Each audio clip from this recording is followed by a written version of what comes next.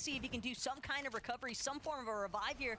Gets Pollo onto the stairs here inside one of the buildings at Grim Gate. Z-Link hot on his heels, but doesn't seem to have spotted out exactly where Peterbot is just yet. Very smart for him to distance himself. However, unfortunate, this team is just tracking him down right now. And this could be the setback that everyone on the standings needs. And Neko is just getting ever so close. Now remember, most of these players can pinpoint exactly where the pickup is happening, and Neko seeming to be on the hunt here, but too late. They gave him a chance, and Pollo gets picked up here. They will be able to bounce back, but look at how much it's going to cost them. All of their Chug Splashes, minis cut down, and honestly just left with Flowberry Fizz. And you can see even Pollo taking the big pot there as well. So this is going to be very interesting to see if it's even possible for them to climb back now, as they have no material and the zone's already essentially telling them, you got to go. Yeah, the damage has definitely been done already, though, to Neko. Peterbot fully eliminating Xavi has kind of forced Neko to essentially have to play a stealth position now. He can't really afford to make himself known. Maybe he had an opportunity to pick up Xavi's reboot card, but with Skittles and Trashy now encroaching this Grim Gate position, it's going to be real tough for Peterbot and Pollo with hardly any builds to make it out from that area. Disaster could potentially strike here as well for Scissor and Chimp if they can't connect any shots onto Thoric or School. Thoric and School maybe even recognizing the fact, hey, these guys playing kind of desperate trying to siege our walls. They're likely low on Surge, and with no shield, shield crack. Gonna break through now here for Scissor and Chimp. Whether or not School and Thoric hurt it is a different story entirely, but you still need one more shot or else they are done for. Scissor gonna be the first to fall. No chance for Chimp to get a recovery toward here. Yeah, School and Thoric pick up that soundbite as well. And they take full advantage there, finding their first elimination. The Surge warning's going to turn off there, and that's about as early as you can receive it with 90 players still alive in the game. I feel like very rarely do we get that one right there. So this is just showing you how much is on the line here for game number 7 now. So we're kicking things off, and it couldn't be more interesting now as we see Vorteka and Crisp trying to decide if whether or not the team on the other side of the wall is a bit worse for wears as well. They surely have the loadout to take a big fight here, so. What? But do they really need to risk the fight is the real question. And with the way that Crisp and Vorteka are already choosing to depart from that possible box fight engagement, leads me to believe that they might already have the surge that they need to look for those more comfortable rotations, better positioning for the mid heading into that late game. Rift Island now going to present itself. Handful of teams on this northern side of the map, just outside of Classic Courts. And wouldn't be surprised to see eyes on Chubbs and Aviv clearly taking note of this Rift Island spawn. Very likely that they're going to be some of the first duos to head to the top of it, but they're going to have to deal with some other teams looking to challenge them as well. Acorn and Cold, Larson, and Oliver OG, to name a couple. Take a look at Visual and Breeze right now.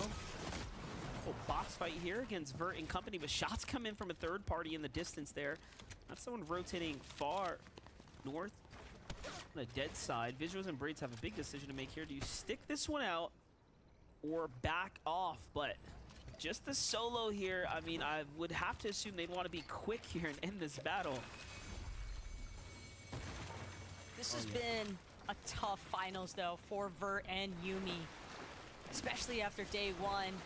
It is tough to keep the mental fortitude going strong, but Visuals Braids gonna cut a slight break here to Vert. If he keeps applying some damage, though, onto their shields, Vert could find himself in a 2 versus 1. It all depends on how badly Visuals and Braids really want to try and tax him for the way that he's aggressed into their shields. But Peterbot, Grimgate, we knew the situation was looking a little bit tough here, but he's back to finish the job, pick up right where he left off. Frostmon will be the first to get knocked and full eliminated. They need those points. They need, or sorry, not the points. They need the loadout. They need the material. It's the comeback for them that they absolutely have to make up that early game fight, setting back Koyo. Walkers and Fatch, though, looking pretty comfortable here on this Bugha and Ager's base. Shots starting to come in. Pressure's on for Walkers. It's from Threats and Sphinx here. The Reckless Whaleways. Oh, they're targeting both teams. You gotta be careful, you know. Every now and again you do this and both sides start to fight back, but instead Walkers goes up for high ground. What a decision. I was trying to set up the fact that they might just fire and target the duo in the distance, but no, they try to jump Bugha and Azers up top. And these shots are for everybody that they're able to spot out.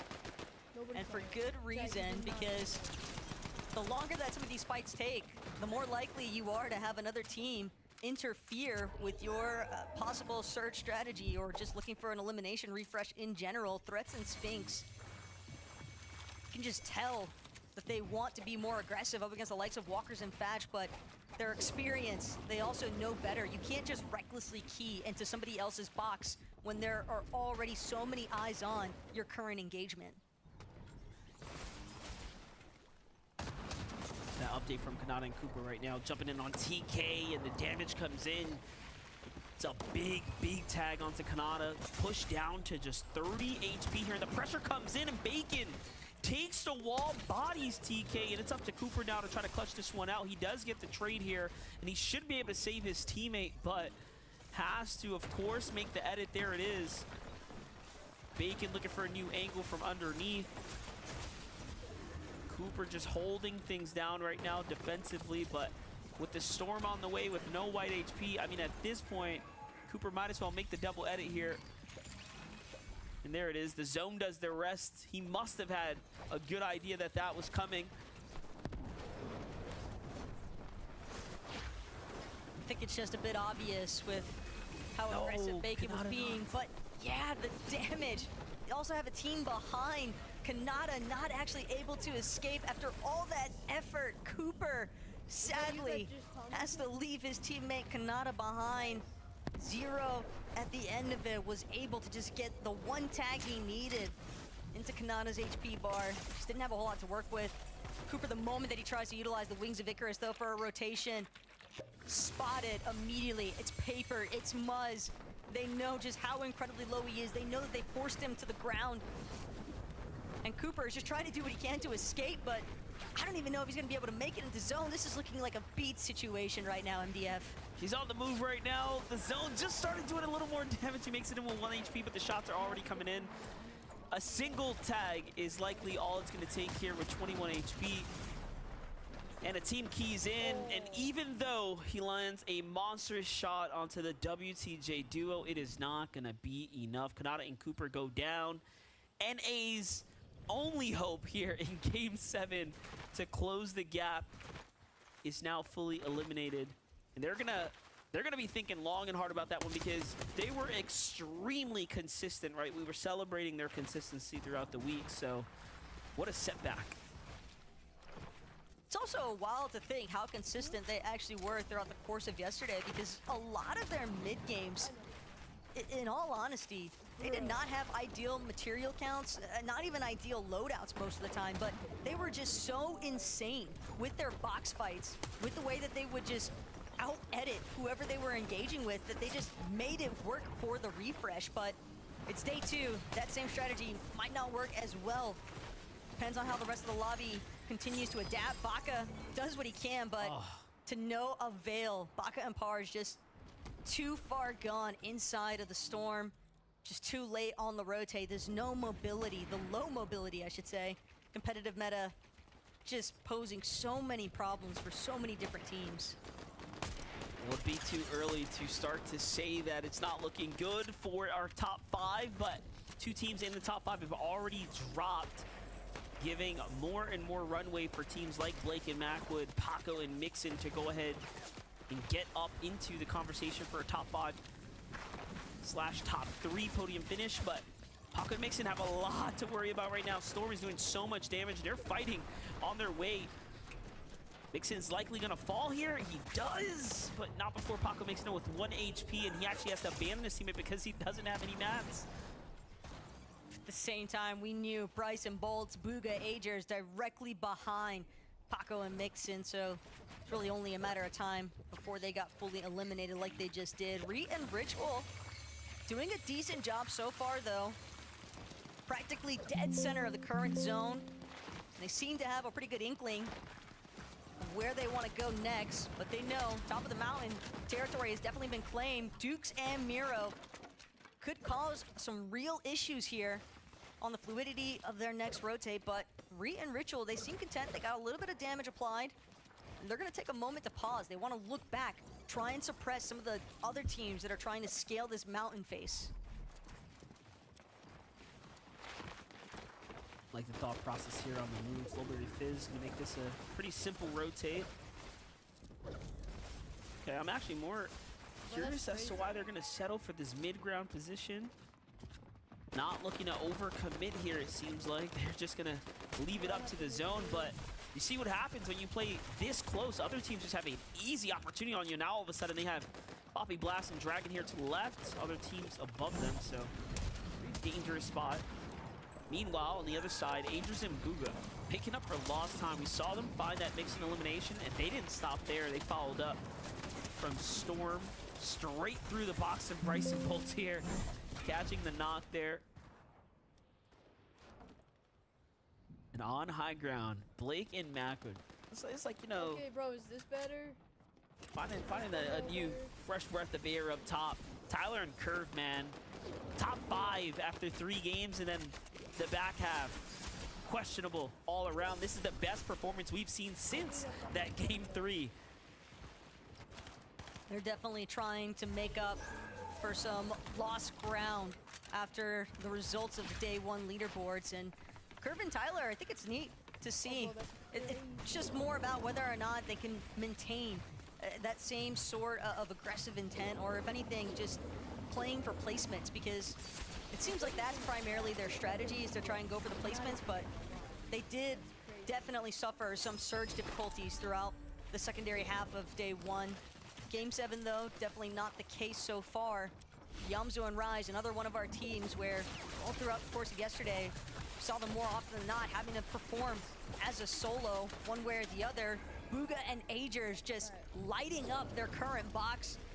Could be part of the reason why we saw that pause from Re and Ritual, though, because they didn't want to fully commit over the top of the mountain just in case it pulls back more towards the bottom side. It's a tough break, though, for a lot of these teams. Yeah, but not if you're Macwood and Blake. Yeah, ultimate height. They just land on top of all these old builds, and they're setting themselves up for what could be a day 1 into day 2 back-to-back, if we could call it that. I definitely would. But first, we of course have to get there. Re and Ritual sizing up the high ground here, trying to feel out the competition. They're halfway through the mats, though. That'd be likely unfavorable for them. Meanwhile, the wide shot tells us everything we need to know. Blake and Macwood are way up above, and the zone's gonna bounce back in their favor, so the commitment to stay up top is definitely a good one. Look at how much material they have. Oh my gosh. You know they're happy that they were early contested, basically, for that surge to even give them this type of opportunity. Meanwhile, Peterbot and Polio had bounced back into the tournament. They're really flexing, putting on the numbers right here. They have 3 eliminations this game already. They're inside the top 20, and this is where they begin to break away with the lead right now. Remember, there's a multiplier being attached to your performances, so when you're in first place already, and your your nearest competition is out, I mean, this is how you just walk away with the championship belt, right? Like, this is how you do it. For sure, and especially seeing Anchored and Cold have those 5 eliminations combined. It's a good amount of points. When you factor in that 1.5 times point multiplier, 6 per elimination. So they're also another team that's fully understanding their current position. Agers, Crazy guys. great pickup onto Dragon. Could not have come at a better time, but just too little, too late for Bugha. Agers gonna have to try and close this one out on his own. The zone damage just too much to deal with. He knows that he can't really afford to take that many more ticks of the storm, and he's gonna try to find a way out, but as soon as he goes up into the sky with those wings of Icarus, he's bound to draw some attention. Blake and Macwood chop momentarily. Blake, though, immediately reconnects, pulls right back up, knows that he still has control of the high ground, but he scouted them out. Peterbot, Polio, they are on the hunt. They've got that aspect of agility. You can tell that they definitely want to find their perfect opportunity to strike, but first it's all down to Reet and Ritual to just survive. Yeah, Reet and Ritual doing a great job of tarping there, but unfortunately one wall is all it took. Meanwhile, for high ground, the fight goes on, and Peterbot, just the timing onto Macwood jumping down, who was just trying to, you know, do his job and get this base solidified. All of a sudden now, it's Peterbot and Pollo on high ground, and Blake is left picking up the pieces there somewhere in the mix, and honestly, he might have even been finished there. It does seem like this is going to be a huge GG for the NA market, but Agers still cooking down the low ground. This is a big game for Booga and Agers to at least put them on the standings here where we expect them to be. Meanwhile, Cold and Acorn split up from one another. 8 eliminations, and Cold sacrificed so much HP to the Storm there. This is a rough spot to be in nonetheless. Yeah, look, he knows. He's like, hey, man, but we don't have anything. Take what little bit of material I have. That's a tough break, though, for Miro and Dukes. Cold and Acorn, 10 eliminations now, 60 points just off eliminations alone. Ridiculous stuff coming out of those two, but we're back to the Peterbot Pollo show is what it's looking like. They've decided to descend. Visuals and Braids doing what they can to try and buy themselves a little bit more time, but Peterbot Pollo, their positioning was just too prime, dropping from height and scooping up the win here in Game 7. And a game that they shouldn't have even had, you know, such a comeback story for them right there, right? Pollo was down so early in the round, they didn't have much material or heals, and somehow they clawed their way out of that unfavorable position to go ahead and win Game 7, the first here to kick off our secondary day, and the highlight has to be that shot onto Macwood. Macwood just didn't see it coming, and you know, from there on out, the rest is history. They just had everything they need, and even with no material, Flowberry Fist to jump down and finish the deed is exactly what you expect of it. Pollo was healthy, Peterbot was healthy there in the end, and really there was nothing that anyone can say. Peterbot and Pollo now effectively jump extremely far ahead with a 1.5x multiplier, especially with Kanata and Cooper getting taken out early there, Taco. Yeah, Peterbot and Pollo definitely looking really strong here, but I want to hear what Zeke and the analysts have to say. Oh no. Oh no. Starting off day 2 as Peterbot and Pollo would want to.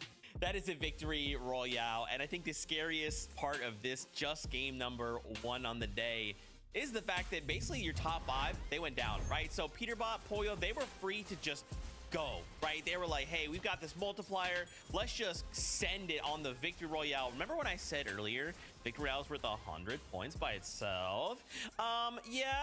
This is looking a little bit like a victory lap pivot. It's looking like a little bit of a victory lap to me. I mean, listen, this was a tough zone for the rest of the lobby, right? That aspect of agility coming in clutch. We kind of saw a similar zone actually yesterday, pulling over top of the mountains, just playing into Peterbot and Pollo's hand with that added mobility that they get with that medallion. But I mean, yeah, Kelly, this is just classic Peterbot and Pollo. Steal high ground around 10th zone, take it with ease, and run away with it. Yeah, well, watching Blake and Macwood there just struggling to fight for high ground. At that point, you have to just give it up to Peterbot and Pollo. You know with that dash coin, they're going to be able to outbuild you, outrun you, and that's exactly what they did right here. Oh, is that 628 points right there? That's fun. That's nice. That's fun. That's cool. Yeah, that's cool. That's fun. Remember when they started with 486 points on the day? That's crazy. That's crazy. We have 5 more games, and these guys are just so crazily far ahead of everyone else, and all they have to do is just keep this up. They just have to be consistent, right? They don't, as long as they're making it off spawn, they're making it into the end game, even in just like a top 10, right? Sorry. Vivid math, quickly go. What's the difference? Oh gosh, a lot. It's like 240. What? Yeah, 248 right there. Kanata and Cooper, honestly, listen, that was actually a big game for them to kind of go down in, because, you know, first and foremost, we see the gap between first and second just absolutely exploded right there. But now all the rest of the lobby, right, looking towards like top 7, getting a little bit closer to Kanata and Cooper. So we'll have to keep a close eye on whether or not Kanata and Cooper can kind of stick around in that top 3. I definitely feel like this is no longer the FNCS. Peter Von Pollo are just doing their own thing. I think they're trying to break every record that we've seen, and they might just do it. Can they get the Queasy Vino 6 Victory Royales? It's looking like it's a possibility, but of course, so many of the duos here that we're seeing in our second page definitely have a chance to get into that third and even potentially second spot. And the duo that I'm looking at right now is Acorn and Cole, jumping up 15 placements there, and they did it with such ease. Just watching them play, it looks like they're not even in a grand finals lobby. They just play it so easy. Acorn and Cole, Acorn. Hey, don't do this, guys. Don't do one of these like, hey, we're gonna have a bad day one and then day two we're just gonna go absolutely crazy. Because I'll be honest with you, that'll make me a little upset that you guys can, show up during this season on day number 2, but with just a little bit of a better day number 1, we could have saw some crazy stuff happen towards the end of the day in terms of the leaderboard. But hey, listen, we can still kind of see that happen. Like, I wouldn't be surprised if Acorn and Cold make a run for it right now. I mean, look, they got the 132 points out of that single game, right? It's not quite Peter Von Pollo's 142, but these guys, if they were to jump up in that top 3, that is actually going to make things kind of interesting, remember? Because they already have their spot to global championship. So let's say they were top 3, that means we would go down a spot, right? To then top 4. So depending on where these guys look to end up, this could actually shake up this leaderboard pretty substantially, Vivid. Oh yeah, definitely. And a team that's kind of looking to not necessarily shake up the leaderboard, just go ahead and squeeze into that top 3. It's going to be Re and Ritual. And listen, there's actually a pattern that I was kind of noticing in terms of teams that were actually able to make it to the end game. And it was our experienced duos, Kelly, because oh my gosh, Storm Surge in game number 7 was absurd. What was it? There was 90 players left at Zone 3. When we were talking at the start of the show, being like, oh, there was, Storm Surge at Zone 2. We never see that, and we probably won't for the rest of the grand finals. Cancel that, because all of these players are just not engaging in these early game fights. They don't want to go down early. They know that, yes, pop-up games are great, but it's all about placement. So to see Ritual and Reed jump into that third place spot as an NA West girl makes me feel pretty good. And this game has really set the tempo and the tone of the competition, right? Like, all right, we could just stop talking about Peter Von Pollo. They'd have to basically fall like every game now to even make it somewhat close, but they've just created such a divide between themselves and everybody else. For everyone else competing, right, for that second and third place for the spots and globals, I want to double back, the fact that Kanata and Cooper, they did fall, as Vivid mentioned, and what a tough situation for the duo, right? To have Cooper by himself trying to kind of piece something together. At that one point, they didn't have any white heals, right? So they're trying to just desperately making it back into the zone. Kanata gets the revive, then he goes down. And like, they're just trying to piece this together, Kelly, in a way that's like, hey, how do we just put points on the board, right? We got to keep this lead somehow. I mean, they do what they did yesterday. They had such a good performance yesterday. They were so smart. And honestly, it was just a bad situation for them. I almost felt like Cooper probably shouldn't have saved them, knowing not either of them had those white heals and they were stuck in Storm. It might have saved him a little bit of frustration as he did go into the solo clutch portion of that game. But this is just one game for them. Kanata and Cooper have some of the best mentality that I've seen in the NA region, and they're definitely going to be able to make a comeback. Speaking about comebacks, listen, Braids and Visuals. Some PC problems yesterday, only made it into 2 games, but starting the day off good. Second place with only 1 elimination.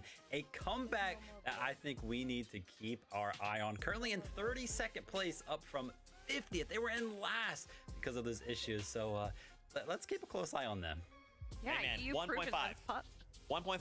Yeah. It's gonna make all of these next 5 games we have remaining could go any which way, right?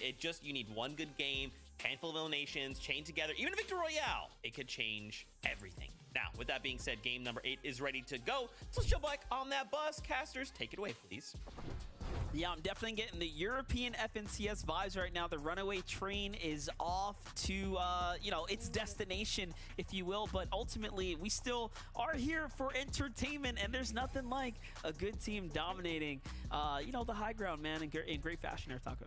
Yeah, but one thing I also recall from the second day of EU FNCS is that surprise con that Swizzy and Vanyek also had to deal with for day 2. And that's a real possibility, I think. Even here in NA, Peter Von Pollo, they could potentially be threatened.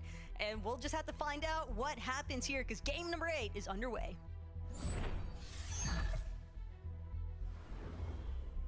Well, if you're not playing for first, you're effectively playing for last in this type of setting right here, because Global Championships is on the line. That is Okay, Ricky Bobby. also very, very important.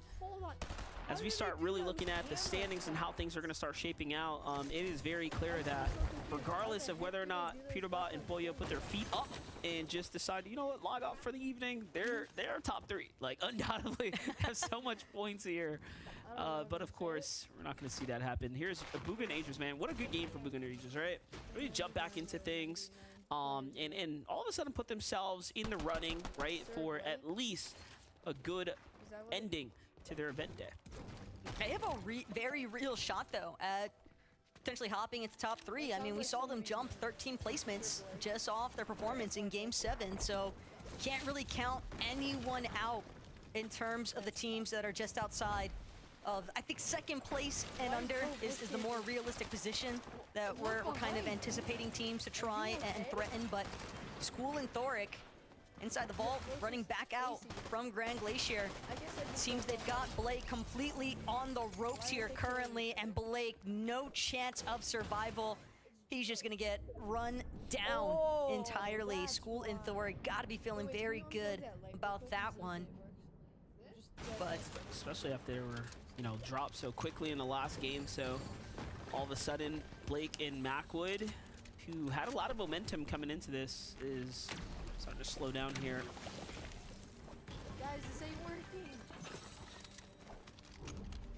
a lot of Peterbot and Pollo's success, though, in those end games is just so heavily credited towards that aspect of agility, the way that they're able to seize the high ground. More on that later, though, as Rapid on the run for his life. This is a little bit of a 180 in comparison to what we saw in Game 7 here, but Rapid from the pan straight into the fire. It's Vert who's just looking to take full advantage. Really just comes down to which duo is actually going to get credit for the elimination. M-Pen and Pump will take those 6 points for themselves. But just tough luck for Rapid in that kind of situation. Yeah, there's no escaping that. That is, that just is what it is at this point. We'll be seeing, yeah, this game off to a really hot start. Only 90 players left. Take a look at what's happening on the other side. Meanwhile, here's a first for the broadcast. A little bomb dive from the high ground there for Sigma and Decay, finding themselves a well-earned elimination there. Snooty Steps, Triple Con. What is happening here? Sometimes I feel like players just do things that they feel like will make the broadcast highlight reel. That's what that play looked like for Sigma. But yeah, the Triple Con situation at Snooty is definitely a pretty peculiar one, because this is not a massive POI. There is not a ton of loot and resources to really split at this location. And depending on how things play out, if this is a really drawn out fight, you can definitely expect to see most of the goods just get expended by the teams currently at this area. But just as quickly as we zoomed in to check in on the fight, they all seem like they just want to leave it be and go their own ways. Here, wait, bro, comments again? Just real quick. Yeah, it's a good time to rotate out right now. See some Pikes on the move here. Zeus and Pikes switching up their drop.